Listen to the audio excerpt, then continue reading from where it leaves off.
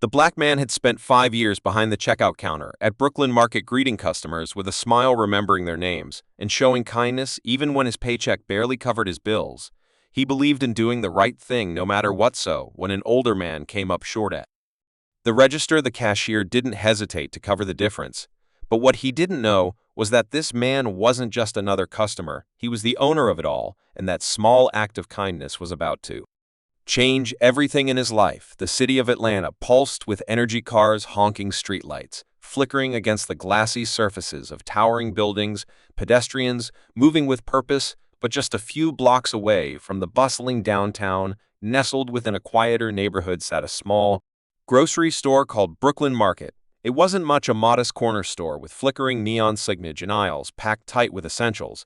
But to Darius Thompson, it was home. Darius had worked at Brooklyn Market for over 5 years. At 27, he had seen all kinds of people walk through those doors.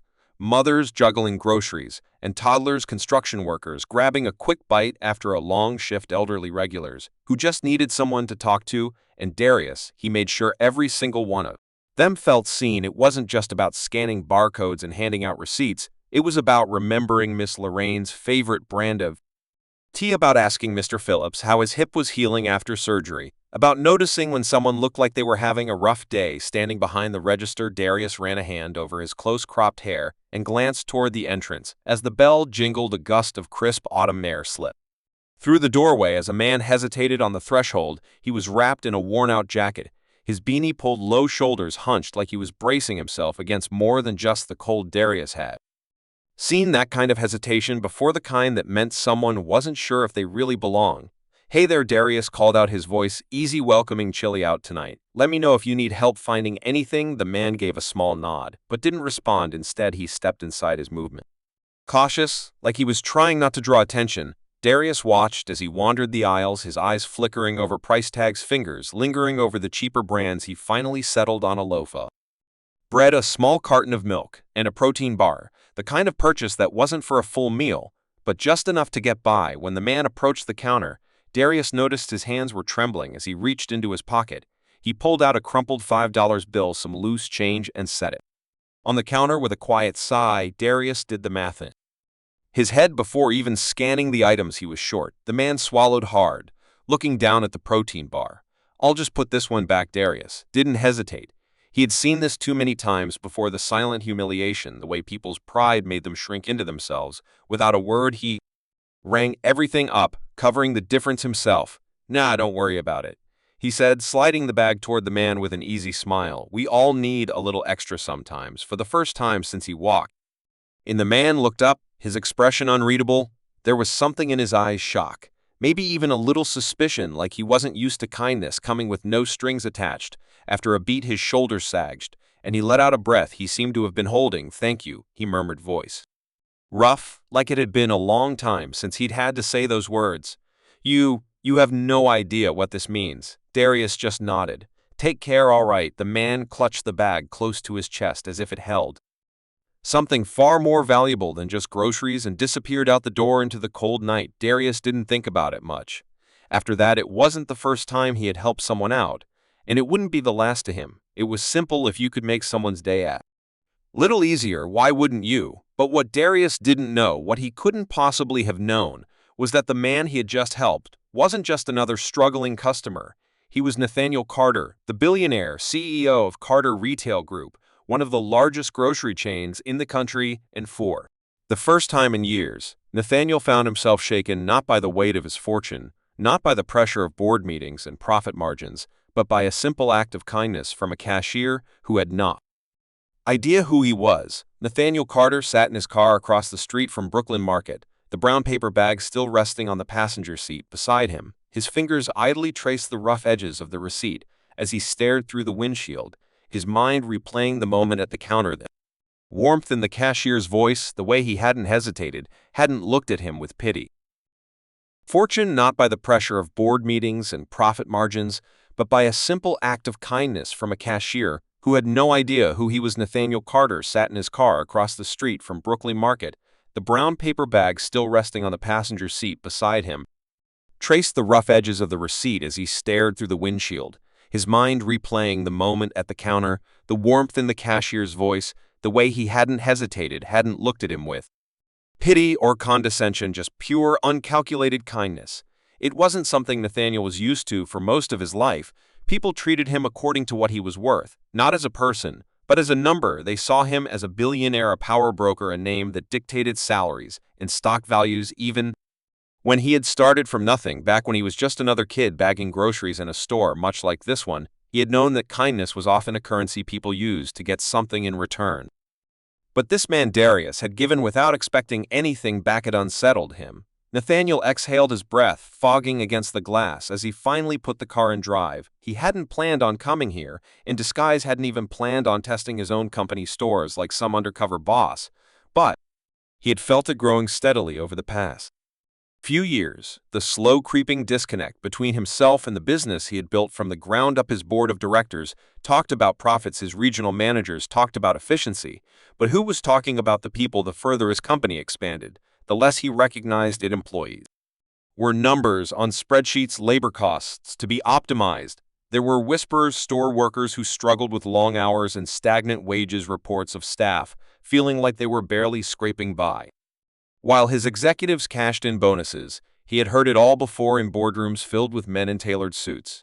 But none of it had felt real, not until tonight. The bell above the store door had chimed like a dozen others he'd walked through in his youth. The shelves had smelled like dust and cardboard and cheap disinfectant, and then there was Darius standing behind the counter, living inside the reality of the business Nathaniel had spent years controlling from a distance. Nathaniel hadn't even intended to buy anything. He had simply wanted to look, to see if he could find what had been lost.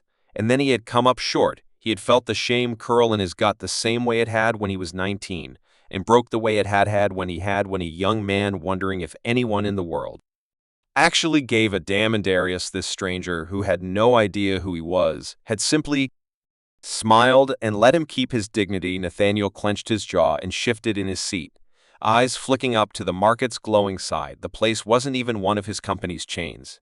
It was a family-owned store, not subject to the cost-cutting policies his managers swore were necessary, and yet the man behind the counter had done more to uphold the values Nathaniel had once built his empire on than half the executives sitting in his corporate office. He let out a slow breath. He had to know more. Nathaniel reached into the glove compartment, pulling out a leather-bound notebook. Inside, his meticulous handwriting filled the pages with notes from previous store visits, statistics, observations, anonymous complaints. But now, for the first time in years, he wrote something different. He wrote a name, Darius Thompson, and beneath it just one question: how many more like him have we forgotten? The next evening, Nathaniel Carter returned to Brooklyn Market. This time, he wasn't just passing through her. Wasn't there to test a theory or to confirm some corporate report. He was there because something about this place, about Darius, wouldn't leave his mind. He had spent years running a company built on the backs of men like this cashier, men who worked late hours for wages that barely kept up with rent, men who gave more of themselves to their jobs than the company ever gave back. And now, standing in front of the same dull glass doors, Nathaniel wondered how many of them had ever been seen. He stepped inside. The bell overhead chiming softly. The store smelled like it had the night before, like spilled coffee, old linen, and the faint scent of detergent. A few customers moved between the narrow aisles, their carts rattling against the tiled floor. But Nathaniel's eyes immediately found Darius, standing behind the counter, scanning items with that same easy, attentive presence. Nathaniel wandered through the aisles, pretending to browse, watching without being obvious. Darius greeted every customer, some by name, some with nothing more than a warm smile. He cracked a joke with an elderly man fumbling for his wallet, walked from behind the counter to help a mother with two restless kids.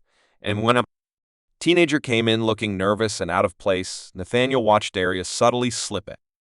Through the low murmur of customers moving between aisles, the store smelled the same, clean, a little stale, a mix of cheap coffee and the citrus-scented disinfectant they used on the floors. But tonight the air felt heavier, charged with something. Unsaid. Maybe it was just him. Maybe it was the weight of the decision he was about to make, the collision of two versions of himself, the man who had once fought for his place in this world, and the man who'd forgotten what that fight was for. Darius stood behind them, counter scanning items with the same quiet focus Nathaniel had seen before. There was no hesitation in his movements, no trace of the frustration from last night. But Nathaniel knew better. He had spent years perfecting that same mask, the kind that let you swallow injustice without choking on it. Nathaniel approached the register just as the last customer in line stepped away. Darius looked up, his expression shifting slightly, not surprise this time, but recognition. He remembered Nathaniel. Back again, Darius asked. His voice steady, unreadable. Nathaniel nodded. Yeah, figured he should pay for my groceries this time. Something flickered across Darius's face, amusement, maybe, or curiosity, but he didn't ask the question. Nathaniel knew hanging between them. Instead, he just gestured to the counter. Got something to check out? Nathaniel exhaled, rolling his shoulders back. Not exactly, I'm here about something else. He pulled a business card from his coat pocket and set it on the counter between them. The embossed letters caught the dull overhead light. Darius glanced down and froze. His eyes moved slowly over the name, his brows pulling together as if his brain was trying to make sense of what he was seeing. When he finally looked up again, his expression had shifted, completely guarded, now sharper, like a man realizing he had been playing a game without knowing the rules. Nathaniel didn't give him time to speak. He should have introduced myself properly the first night, he said, his voice calm, deliberate. Nathaniel Carter, CEO of Carter Retail Group. Darius didn't react at first, didn't move, didn't blink, just looked at him, searching, assessing. Then slowly, he leaned back slightly, exhaling a quiet laugh note. Amusement, something closer to disbelief. Well, Darius said, finally, his voice low. Guess that explains a lot. Nathaniel studied him, watching the way his hands settled on the counter, the way his shoulders squared just slightly. He'd seen that stance before, not submission, not defiance, but readiness, the way a man braces for impact. I heard what happened last night. Nathaniel sighed endlessly, with lively dare, his jaw flexed. Do you hear a lot for someone who doesn't work here? Nathaniel nodded. I make it a habit. He let the silence sit for a beat, then leaned forward slightly. You deserve that raise. Darius's eyes narrowed just a fraction. That's so. Nathaniel held his gaze. And not just you, every employee in this company that's been underpaid, overlooked, written off by managers like Lively, that's changing starting today. Darius didn't speak, didn't move, but Nathaniel could feel the air shift between them. A tension, a weight, something fragile and unspoken stretching between men who had both been on the wrong side of power. Nathaniel pulled another paper from his coat pocket and slid across the counter. This is an official offer, he said, watching as Darius hesitated before picking it up. A corporate position, community outreach and employee development. It comes with a salary that actually reflects the work you do, benefits, and a budget. Darius' fingers curled around the edge of the paper. A budget for what? Nathaniel's lips squirked at them. Corner for whatever you need to get that cafe of yours off the ground. That time Darius did react, just a flicker, a sharp inhale, a split-second hesitation, but it was enough. Nathaniel had read the signs before, had seen what it looked like when a man had taught himself not to hope too quickly. Darius set the paper down carefully, whining. Nathaniel exhaled. Because you remind me of the kind of man I used to be, and the kind of man I should have been fighting for. A long silence stretched between them, not tense, not hostile, just heavy. Darius studied him for a long moment, then finally nodded. It wasn't acceptance yet, but it wasn't rejection either, and for now that was enough. Nathaniel straightened, pulling his co-auditor around him. Think it over, he said, nodding toward the paper. Let me know by end of the week. Darius didn't pick it back up, didn't move to shake his hand, but as Nathaniel turned to leave, heard his voice low, steady, unreadable. I didn't do it for a reward, you know. Nathaniel paused, glancing over his shoulder. I know, he said. That's why you're the right man for the job. And with it, he walked out the door, the bell chiming softly behind him, leaving Brooklyn Market a different man than Theon who had walked. And join us to share meaningful stories by hitting the like and subscribe buttons. Don't forget to turn on the notification bell to start your day with profound lessons and heartfelt empathy. English, auto-generated,